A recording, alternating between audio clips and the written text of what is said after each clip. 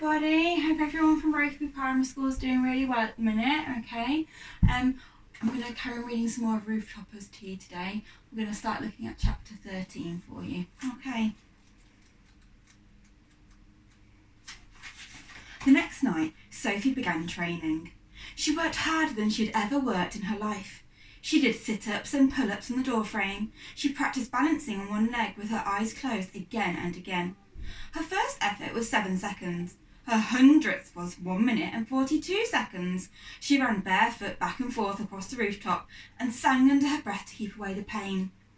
At about 1 in the morning, she realised quite suddenly what had made Matteo's run look different. It was toe first rather than heel first, which shifted your centre of gravity. She found to somewhere near the knees. The realisation was like hot water, like a maths problem solved.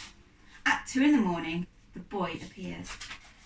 He was 2 rooftops down, crouched behind the chimney pot. She saw him, but she didn't think he realised he had been spotted. She shouted, "I can see you! I'm not going to give in!" She turned a cartwheel. It was the most defiant cartwheel ever to have been turned on a Paris rooftop. Sophie span on the spot. She felt on edge and tough.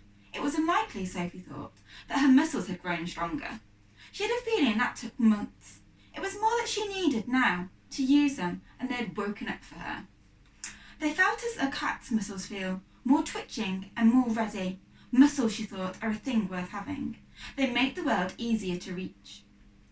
The wind up here was strong, and the chimney dust blew in her eyes. She looped back her hair with a twig. The dark was darker up on the roof. It was thick and silent. Down on the street, the dark feels dull, matter of fact, like a blackboard. The smell too was different. From the street, she reckoned she could smell only a few metres worth of smells. From up here, all the bakers and all the pet shops of Paris mixed their scents. The result was something thick and peculiar and delicious. From the roof, the moon looks twice as large, 3 times as beautiful. The moon, seen from the rooftops, is a thing worth spending time on. Sophie imagined her mother up here amongst the stars. Mothers belong on rooftops. Sophie walked up to the next rooftop and then jumped the 3-foot gap to the next and ran another 3 rooftops. She shouted, "Matteo, I know you can hear me. I won't give up. I'm going to keep exploring."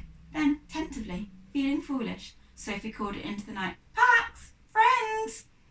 Somewhere below her, a horse whined. It sounded as though it was laughing. On the way back, she ran properly, not a jog. Her heart was beating so fast that it was nudging against her bones. The wind pulled at her clothes and hair, but she stayed steady. She thought, this is how heaven must feel. She felt confident as a crow. Say what you will against crows, Sophie thought. They do look as though they know what they're doing. And that for you is the shortest chapter, I think, ever in Rooftoppers. Hope you're doing really well, like I said earlier. Keep feeling positive, and I'll see you soon. All right, bye!